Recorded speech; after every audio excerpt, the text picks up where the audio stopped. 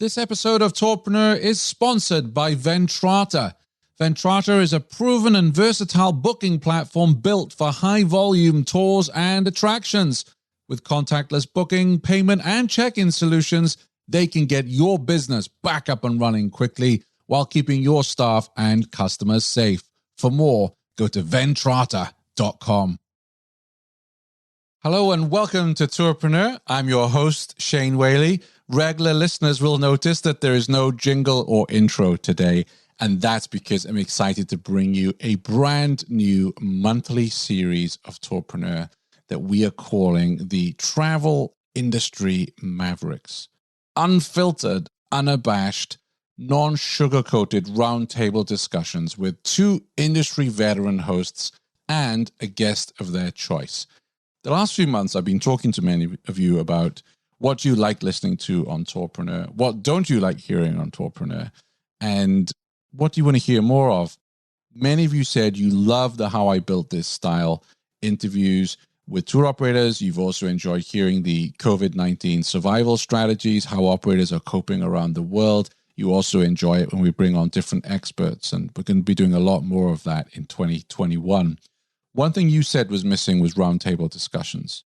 But not just any old roundtable discussions. You felt that many of the roundtable discussions that you've seen on other platforms can be a little bit, people are just afraid to rock the boat, and they can be a little bit echo chambery. And we want to try and create something here on Tourpreneur where we have picked two hosts who certainly don't mind rocking the boat, certainly don't agree with each other constantly, and have huge network within the industry of people they can bring on and have interesting conversations. And our goal is, yes, it's fun to be unfiltered and unabashed, but what we really want to do is give you something to walk away from when you've listened or watched an episode, something to think about, something different, maybe another perspective, and hopefully something that will help you grow your business. Let me introduce you to our Travel Industry Mavericks. They are Peter Syme and Christian Watts. Peter Syme is the managing director of 1,000 Mile Journeys. He has lived and operated in many countries and actually visited in excess of 120 of those, which is incredible. He is obsessed with adventure travel and the benefits it brings to people.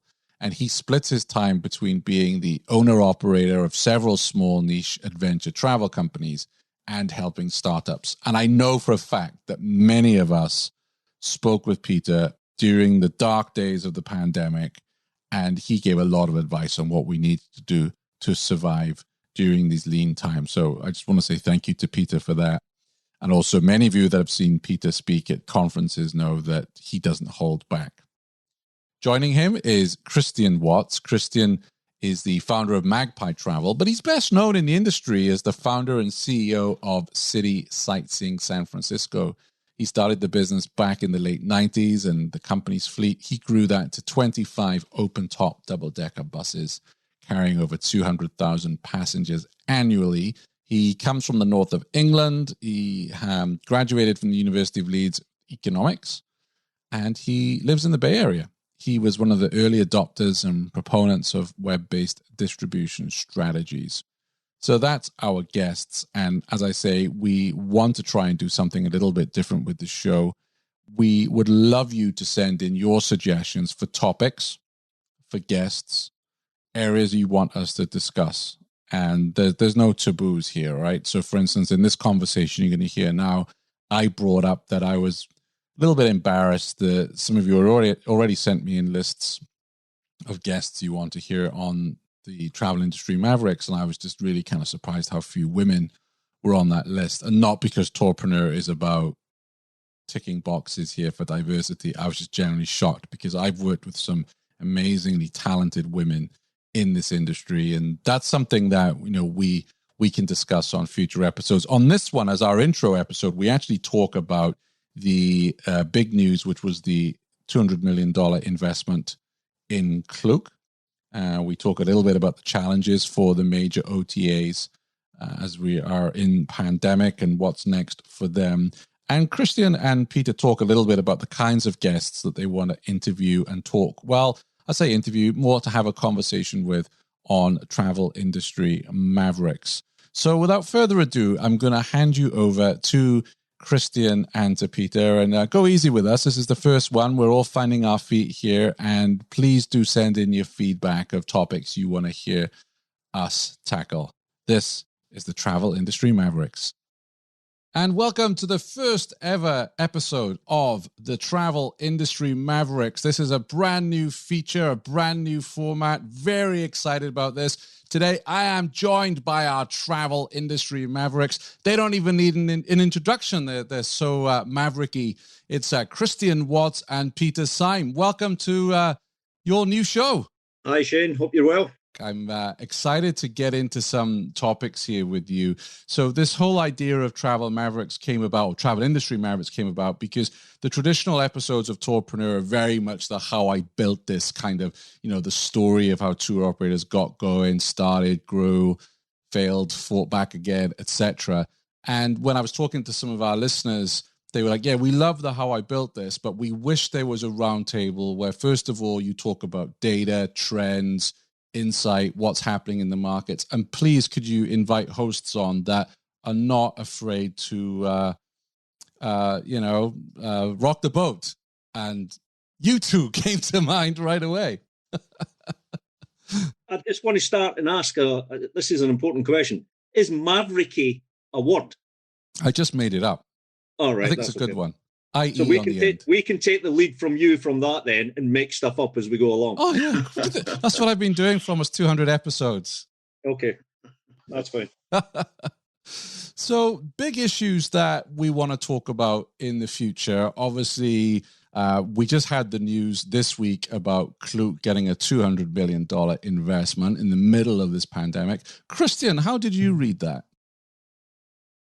Yeah, I think the rumor started right after they raised last time that they were out raising again. So I don't think anyone was too surprised, and they haven't done anything since the lockdowns.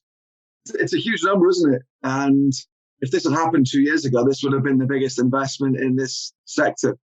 But these days, 200 million just seems like, oh yeah, and that somebody's got a little bridge loan to get them through the next year.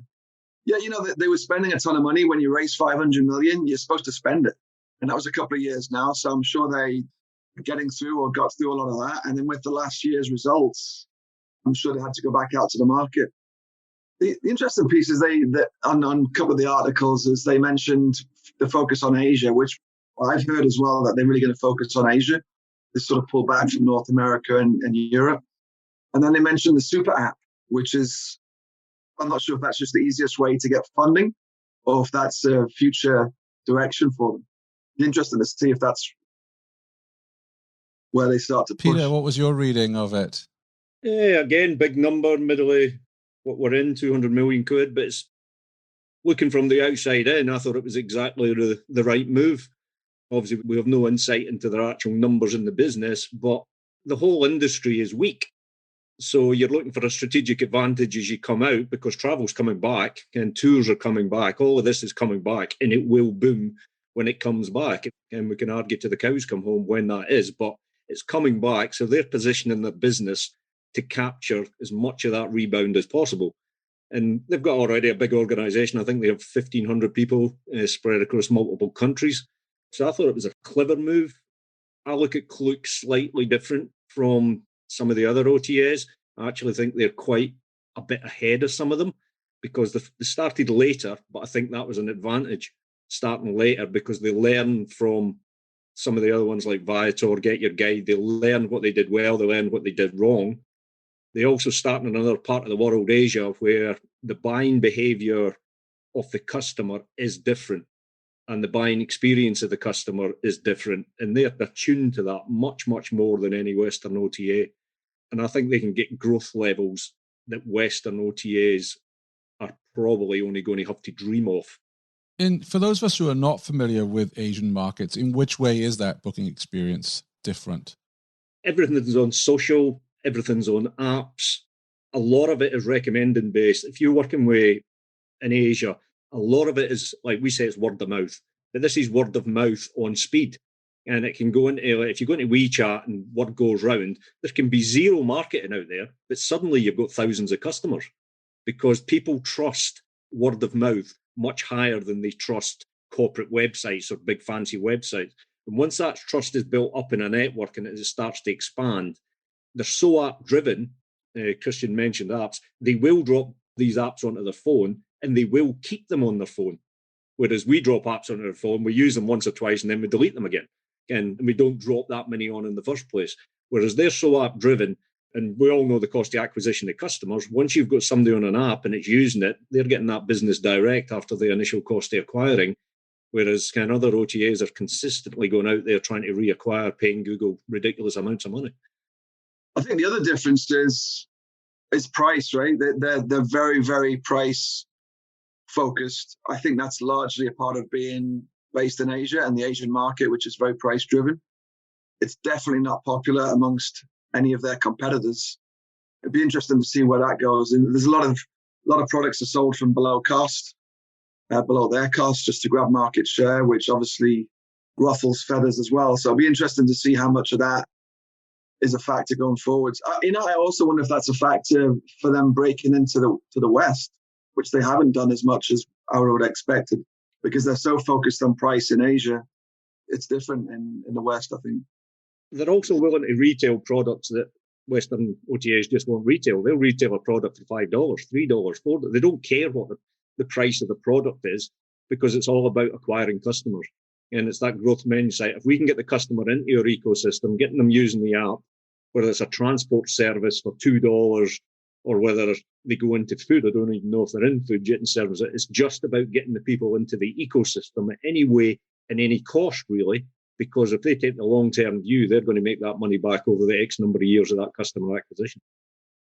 It's the opposite to our mentality. I remember at university learning about stick to your knitting, so focus on what you do, which is still, I don't know why you're squinting your eyes, Shane. That was a couple of years ago. But I'm just amazed what they teach at economics degrees, stitch your knitting. All about knitting, yeah. No, but I think that's drilled into us about focusing on what you do. That's not the case at all in Asia. It's all about the super app, which is not at all about focus. It's just, as Peter said, it's get as broad as you can, sell whatever you need to sell to get people onto the app, which is part of the reason, based on some of those reports, if they think they're the next super app, then they're not going to focus on the West, because I don't think there's appetite for a super app in the West. Unless Google, Apple, or Amazon make one, I don't think you can come in and start your own super app. If you think of the customer journey, you're in a destination, doesn't matter wherever it is, you're in a city anyway, anywhere in the world. You wake up at breakfast time and you go to bed at whatever time at night. For you, Christian, it'll be about 8:30, 9 o'clock, I would think. But for the rest of us young people, it will be after midnight. But if you're, what do you do during that day? You may only purchase a travel product once during that day, but I can guarantee you purchase multiple other things during that day. And be that food, be it coffees from coffee shops, be it jumping on a tuk-tuk or a taxi. And there's multiple points of spend during that day. And if you've got a retail mindset, which reading from the outside in again, that I think these guys have, they just have a mass retail mindset. They don't care what they're retailing. They just want to retail as much as what someone buys during a day in a destination. That's the biggest problem in travel, isn't it? Building a brand around the fact that people are only buying your product once or twice a year. Even Expedia and Booking have that problem. They don't have as much data as a Google because people are only shopping there a few times a year. Yeah. And it's one of the biggest problems in the industry, I think. Obviously, it's all theory, but if you think that through and somebody buys a tour once or twice a year, and that's being optimistic, but they liked it so much and they keep the app there, and then you use that app for your transport app all the time, it changes the dynamics of that scale business quite considerably.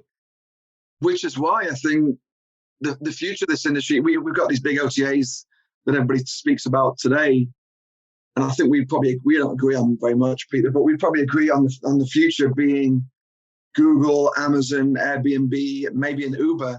They're probably the closest thing to a super app that we have. Yeah, like you say, in the West. People will have to tell me if the West is a PC term. I refer to, when I say to the West, I mean North America and Europe, generally.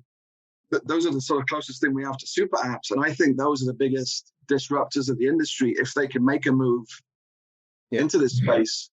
Not the frequency already with them. People are already shopping. less so on Airbnb, but people are doing Uber every day and obviously Googling multiple times a day, and Amazon the same. The other thing I see with Klook, which is different, and I might be wrong with this, I'm sure they'll be able to write in and tell Shane if we are wrong, but I see this laser-like focus on retail, and they don't really care what they're retailing as long as it's an in-destination service, but less of a focus on product. Whereas if we then come back into North America and Europe, we're seeing OTAs moving away from having mass product into curating product, sort of going full circle back to where we were years ago. So there's more curation going on in be it Get Your Guy with their originals, or be it Viator coming out with standards for all the products. So there's much more curation going on to get quality product, whereas Klook is like, if it gets sold in destination, we want it on our platform. The other part they mentioned, and I think it was the Skift again, was the tools. I think they mentioned toolkits for suppliers, converting traffic from social or from other channels, expecting people to send their own social traffic onto Klook.com or Klook app for people to purchase, which is vertical integration, which I think it's a tough one. The fact that they want to sell tools as well, which competes with all the res techs, and they want to vertically integrate and try and get your social traffic onto their site. It is this mentality of we can own this whole space from front to back. Whereas I'll talk to some res techs who've tried to play in the B2C world, and my thinking is if you make everyone your enemy, you're going to struggle to get market share. They don't seem to have that. They seem to just go for it. There's also the thing with Asia and Africa, to be honest, and I've come across this myself when I was a bit younger and a bit more naive than I am now. And you can have the best technology in the world and the best sales pitch in the world, but some of the operators just won't adopt the technology, particularly in Asia, if it comes at a cost. And when it comes down to it, is because the cost of your technology looks like it's a pure cost to them, and their cost of labour in many destinations is so low that they don't care they're running stuff off spreadsheets or running off a notebook, because they can, for the cost of the technology, they can have another 5 staff. And that makes it really difficult. So one of the strategies Klook's probably done is probably realised that is a barrier. Therefore, let's just give them the technology, just give it away for free. So it's an upfront cost, but that hooks them into our environment and gives them the verticalisation that they're looking for. Yeah, I've heard that as well. I've heard the term human API. And I asked somebody what it meant, and they said, well, we don't need actual APIs because we have humans that are actually quite cheap to employ in certain countries, and they do the job just fine. It's a barrier if you're wanting to sell tech and get a return on the tech. But it's also an opportunity for somebody like Klook who can raise that sort of money and can come up with their whole suite. So you get someone into their ecosystem, it will be exceedingly difficult to get that operator out of that ecosystem going forward. So you end up with Klook focusing on Asia. From the ones I speak to as well, I think the natural path, at least this year, is for everyone to focus on their core, right? So I've spoken to some of the OTAs, and they all seem to be focusing on their core because they haven't got the people to manage the world anymore. Let me ask you this. You talk about core, so forget your guide. What's their core? I'd still say Europe. I mean, obviously they're huge in North America as well, but I'd still say Europe. So I would expect them this year to focus on Europe and North America and less move into Asia, I think, would be sensible for them. And how do you read Viator? Opposite of Get Your Guide. So strong in North America, a little bit less so in Europe. A little bit less so, still huge, right? I mean, Viator is huge everywhere. But I mean, Viator is definitely going to have far less emphasis on Asia. That's without a doubt. They haven't got many staff there anymore. So it's almost like everyone goes back to their corner. Yeah. Some things never change. I mean, that's not our industry. That's not the travel industry. When chaos reigns, when disruption reigns, when bad crap reigns, businesses always look after the core of the business. And that's business 101. You have to look after your core, all your projects, all your subsidiary businesses. You can sacrifice anything, but you can't sacrifice your core because that's where you built the business. So sometimes when you get a kicking, you have to move back, take the kicking, and start rebuilding again. And where do you rebuild from? You rebuild from your core. There was a lot of layoffs for Klook in Europe. I'm not sure about the US, And my sense is you're right. They've kind of pulled back their forces to Asia. Get Your Guide also slimmed down their US team. So I think you're right in terms of the OTAs focusing on their cause. And I do wonder with this $200 million injection of cash that Klook are getting, where are they going to spend that money? Peter, do you think they're going to sit on it, a rainy day fund, or are they going to invest in tech? What do you think they were going to do with that money? Well, they won't be allowed to sit on it because I'm sure whatever total amount they've been given now by various investors, the investors are going to have a say on what's happening with that money. And investors don't deploy money for people just to sit on it. Having said that, obviously, strategically, it's in their interest to split the cash up and make sure they do have a rainy day fund. I'm pretty sure the money they raised before hadn't been all spent, so they did have good funds there that probably allowed them to weather this storm better than many other companies. So that will certainly be split. But I think they'll double down on the core, which is Asia, because there is still huge growth to be had in Asia. Again, off the scale growth in Asia, both in numbers and in value. I think they'll double down that they've often reported on their own tech and given operators that they want to work with tech suites. I think they won't necessarily be as aggressive into Europe and North America until they have their unit economics all worked. At the end of the day, we're all sitting making predictions of what's going to happen in the future. None of us actually know what's going to happen in the future. Again, we've all been shocked, stunned, and amazed at what's happened now. And we all just want to get back to what is normal. But we may not get back to what's normal. We just don't know. So they will be looking to capture strategic growth based on their core business and capture more of that and more of the value of that. But at the end of the day, again, when you take all that cash, the people behind them want an exit at some point. And the bit that confuses me with a lot of this is where are these guys getting the exit eventually at the values they're now valued at? Christian, do you think Google are rubbing their hands seeing that Klook have got $200 million to spend? Yeah, I mean, somebody pointed out somewhere that they don't spend as much on Google as somebody else would because they're based in Asia. So I think Google rub their hands at every investment that ever happens. I mean, they always get a chunk of that, don't they? I think Peter's right in that when you're raising that sort of money, it's to spend. It's not to sit in the bank. But I think it is different now as well. You know, people have already put more than 500 million into them. You've got to keep them alive as well. So I think the investors are now looking at that, saying, here's a couple $100 million, don't spend it all at once. This might go on longer than we would like. I also, if you're a betting person, I don't know if you bet on Asia for this year. It's not looking like the best place for a strong recovery. So where is? They need to I'm optimistic. You know, North USA, we're in the worst spot we've ever been in as far as numbers, right? But I'm actually more optimistic about the States than I'm about anywhere else, just because of vaccine numbers. I think the UK is looking okay, but US has got such a massive domestic market.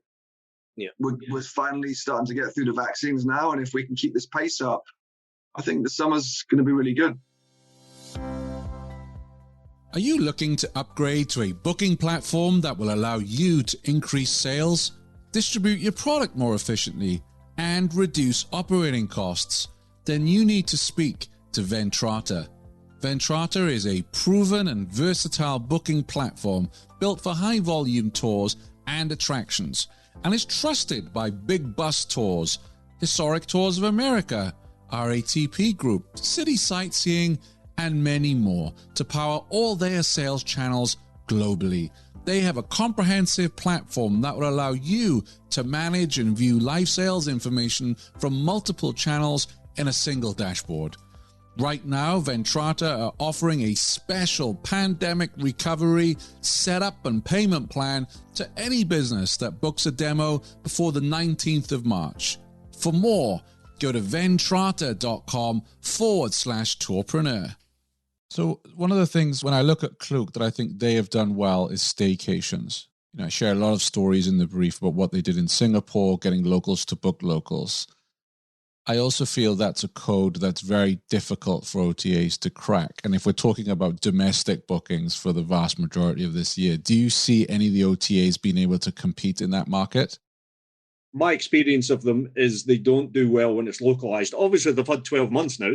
So I'm sure they've put a lot of effort into trying to capture local bookings by changing the story, changing the market, and changing the targeting, etc.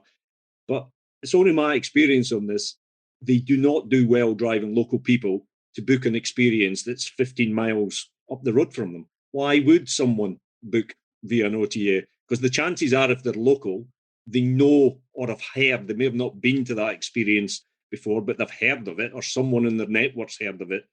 So it's a quick Google if they need to do it, or it's a quick Facebook or whatever it is, and they just book direct. I mean, I'm not a big user of the OTAs, as you know, but I do use them. And the amount of local bookings they drive, it's one-hand stuff. Yeah. It really is one-hand stuff. Any operator who's using them, certainly the way I use them, we're using them to bring international clients to us, the people we cannot reach, the people we can't convert. And I can convert locals all day long, but I can't convert Germans or Americans that easy. Therefore, that's why we use them. So they're not great at it, the scale they need to be for them to keep their coffers full. Yeah, they're not great at it because they never had to be great at it, because the lowest hanging fruit were these foreigners coming in that you can pick up on Google. I'm surprised none of them have done better in the last, 10 months now. TripAdvisor should be really strong and local. And for me, it's the biggest gap that's still open today. If somebody can create a proper local OTA. Maybe they just made the decision, many of us did, or they just thought, we're going to be open for 2021 for international. Therefore, it was like, how much do we invest in local if we're only chasing it for one season? Whereas now we've found out it's actually not one season. It's a full year and a half. So maybe they just didn't put enough effort into getting it. I mean, they've got the resources, so there's no reason that they couldn't increase their local presence dramatically, because they have got the resources and the knowledge. But that gets back to the customer. How local is that customer? Because if it's a very local customer, it's different if somebody's gone from New York to San Francisco, taking an internal flight across. If they're a regular Expedia user, a regular Viator user, they're going to use it again. But if it's real local, someone within the business's radius, they're not going to use an OTA. I disagree that they won't. I disagree, and I'd say they will if they have the right products. But the products on the OTAs are the wax museums and the bus tours and that kind of thing. For a local, you need a different set of products. And I think the OTAs have tried that. Viator's tried to go long tail. They still are to some extent.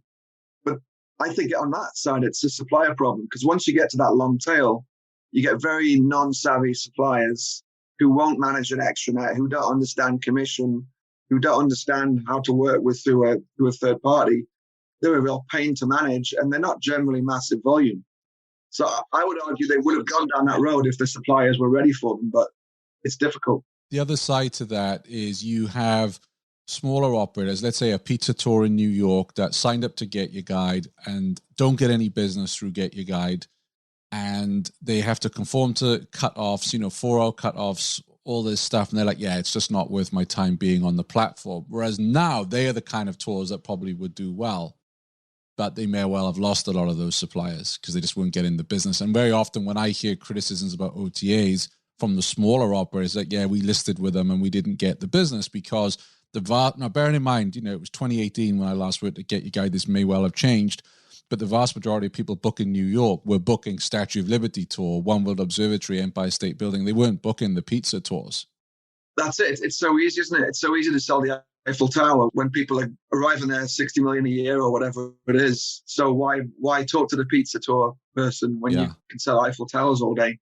And then they can't pivot quick enough. And the other thing is, when you've got a huge company and you're downsizing, it's difficult to move. And I think all the big OTAs have felt that the culture, the people around you, when people are disappearing every day, getting let go, for you to wake up the next morning and really try and drive something forward, I don't know how you do that. So it's difficult to keep people motivated when everything's moving in their own direction. For this show, when we do future episodes, hopefully we'll get some guests in. I'm quite keen to get guests in who don't come from our part of the travel industry, because I'm pretty sure every single person in the tour operating industry and the experience industry has realised by now, or if they haven't, they've got their eyes shut and their ears closed, that we are totally dependent on the airlines and, to a lesser extent, the hotels and the accommodation industry. So we're in an industry that's all linked, And we don't do well unless flights and hotels and accommodation do well. So I would be keen on the show in future episodes to get some people in from the hotel industry. They've been down this OTA journey, and in many cases, decades before tours and activities. All the discussions we've had, they've had inside out, upside down. And I think it'd be really useful for the listeners if we can get some really smart hoteliers in, both from the supply and the OTA side and also the flight side, because we've been demonstrated. We are so attached to these industries that if they ain't working, we are not working. Yeah, let's use codependencies. I know the hotels like to think that they're the big boys on the block, because maybe they are financially, but they depend on the operators. And between what was 1 million operators operating products all over the world, we're doing the destination marketing. Yeah. And it's that destination marketing that's filling the hotels. So I know they appreciate that. I just think once the money comes into it, the hotels get the chunk of it, and tours and activities sort of gets left behind. I'm fully up for getting people from outside of our sector. I think there's such perspective from people from other sectors that they can kind of look from above and see what we can collectively do better, or mistakes that they've made that we shouldn't follow. For years now, for as long as I've been in this industry, we've been trying to come up with a solution to work with hotels better, and we've never really nailed it. Again, that hotel partnership of retailing tours and activities has never really happened at scale. Obviously, it does happen all over the world. Each operator's got their own relationships with X number of hotels in a small way, but it's never been automated, it's never been scaled, and it's never had a technology solution that's worked at any scale.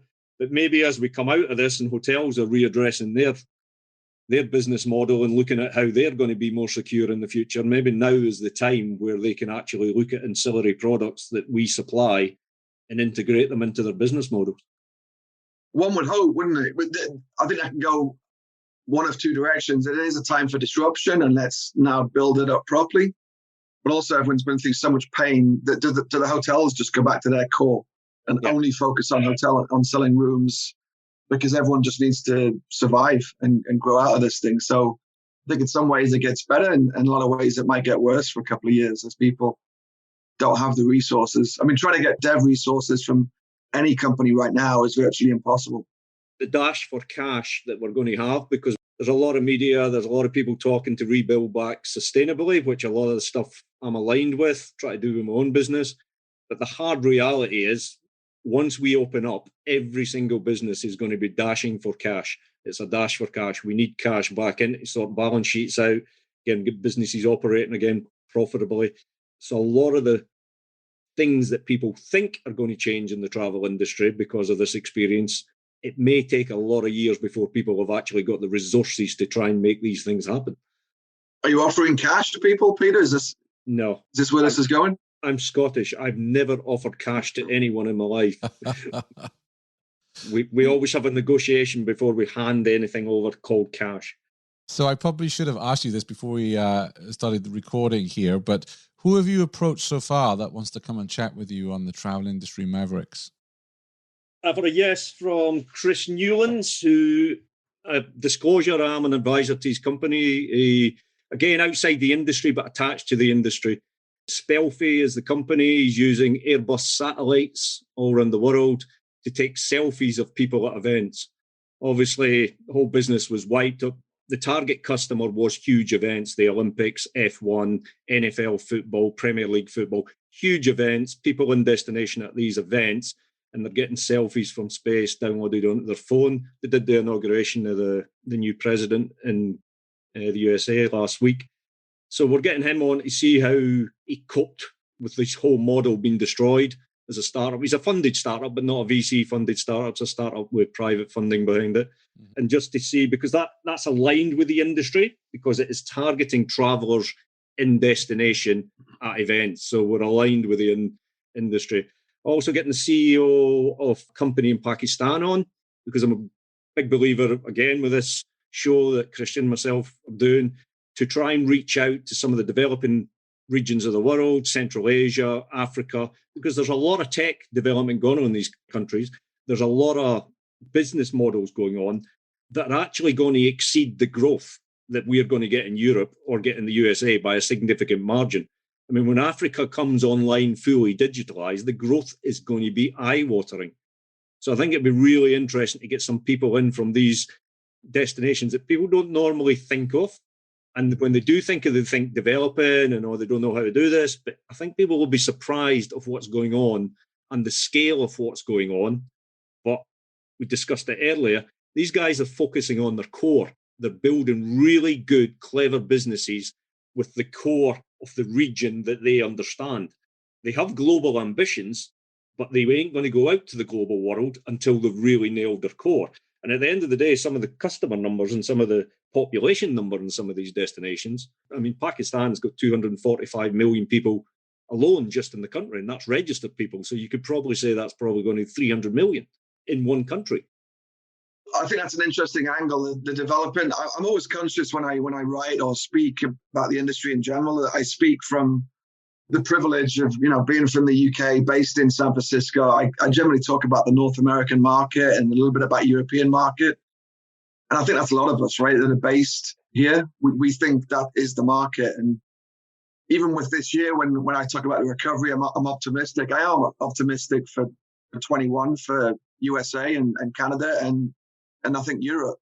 I'm not optimistic for Asia and Africa for 2021. So I think it'd be good to get people from other parts of the world to give us that perspective so that conversation isn't always about, the West. For a lot of reasons, that's good perspective. But I think they're going to also need the help. They need some exposure and recognition of what they're achieving, because what they're achieving with harder situations than what we've got is amazing. And it's as simple as that. What they're managing to achieve is amazing. But also a goal of the show is different voices. Okay, I'm going to be mavericky here and just say, it generally is the same people that we hear at all the events, and I want to hear different voices. And I asked some of our listeners, who do you want to hear on the Maverick show? And I got a list, which I shared with you all. And the thing that really shocked me was the low amount of females that were on that list, of females in leadership roles in our industry, because I come across so many talented women that are doing great things in our industry, but very few in leadership roles. I think that's something we should also tackle some of these issues, and not because we want to check a box to be diverse, but it's like, wow, I was really surprised when I saw that list that there were so few women on it. Yeah, I'd love to explore that. I really would. Is that just three medium-aged white men discuss it? Yeah. Well, no, absolutely. I'm talking about future episodes that when I got this list, I was just really surprised, because I guess I've just never looked at it that way. The same thing when the whole BLM thing happened and I spoke to some operators about racism that they had encountered. I'm in the bubble. That's not part of my world. And that's what I'm hoping with this show, that we do explore some of these subjects that don't get discussed in enough detail. We want to speak to a diverse set of guests, and we're right here welcoming anybody that wants to come on the show and discuss anything to do with our sector. What we don't want to do is have corporate sort of talking heads.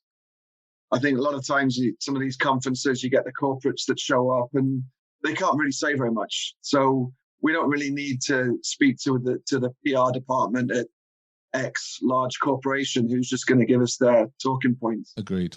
I think we'd all prefer to get into sort of proper conversations and a bit more honest and open. Not honest is maybe a bad word, but a bit more open and discuss the real issues rather than just sort of read speeches out from PR departments. One of the reasons that the industry needs more female leaders in a huge number is, and this is me being Scottish and being money focused on being tight again, it's very simple. The buyers, the customers are mostly female. And if they're not actually doing the transaction, they've influenced the male who is doing the transaction. So I study this in my own business when I look at the split down of the customers we get coming through our own business. We're a majority male customer business from a point of actually turning up and doing the experiences. But we're a majority female business from a purchase point of view. So they're purchasing on behalf of males and sending them to do the stuff, or they're influencing the males to purchase. And I've looked at other businesses that I've been consultants on, and they're the same. They think the business is majority male, but when you look at who's doing the purchase, it's majority female. Therefore, who knows what triggers a female person best to buy? Well, it's not me, it's another female. True. Well, lots of exciting topics to dig into in future episodes. And I would also say to our listeners, if you've got ideas of guests that you want to hear Christian and Peter talk with, then email us, shane@tourpreneur.com, or hit us all up on social, and we're all ears. We want to make this an inclusive show. And I guess the goal really is that we all listen to the show, and when we walk away from listening to it or watching it, that it just gives us something to think about. That's what I'm looking for. We are looking for innovation as well. I know everybody's dashing for cash to get back to where, but anybody who's an innovator, anybody who's a bit wild out there and coming up with some technology that looks a bit crazy in the short term. And I was sitting, it was Christian that pointed me in the way of stuff. So I've spent about 3 hours today on drones, and not drones taking photographs. And we've been doing that for years. I've had drones following rafts down rivers and all of that for years. So not that stuff, but what you can do with drones going forward in tourism is when you actually sit down and think about it, it's fantastic. And that stuff's coming. That stuff's live now. There's a guy in Ireland delivering stuff from Tesco's to people's houses with drones, delivering prescriptions from the chemist with not piloted drones, autonomous drones. So that stuff's going to hit the travel industry as well. And it's these slightly crazy people who see things that the rest of us don't see. I think they make fantastic guests. Definitely. We should get him on the show because he came from travel. He was part of Car Trawler, and he's also a developer, and he's also quite entertaining. And he's Irish, so then we'd have an Englishman, a Scotsman, and a Welshman and an Irishman, which would sort of make up the... That would be lots of jokes, and we'd all have to turn up with different whiskies. I like that. Marvellous. Well, my whiskey would be the best one, obviously, but the guy from Ireland may have different. So you'd be drinking some Japanese whiskey then, Peter? Japanese whiskey. I'm going to Japan in September if I can. I'm going to Japan in September. I've tried some Japanese whiskey and it was phenomenal. I was pretty impressed. Good. I was impressed. Let me say that. There is a bar in the Cairngorms about 110 miles from where I'm at the moment, run by a guy who moved from Japan to Scotland just to run a whiskey bar. So he runs this remote pub just full of all Scottish whiskey, obviously, but he's also got the best selection of Japanese whiskey I've ever seen. Nice. Good stuff. Well, I'll wrap this one up. This was meant to be an intro. We're almost 40 minutes in, so that's fantastic. You can find all the resources and links at our show notes, which you can find at travelindustrymavericks.com. Thank you, gentlemen. Cheers, Shane.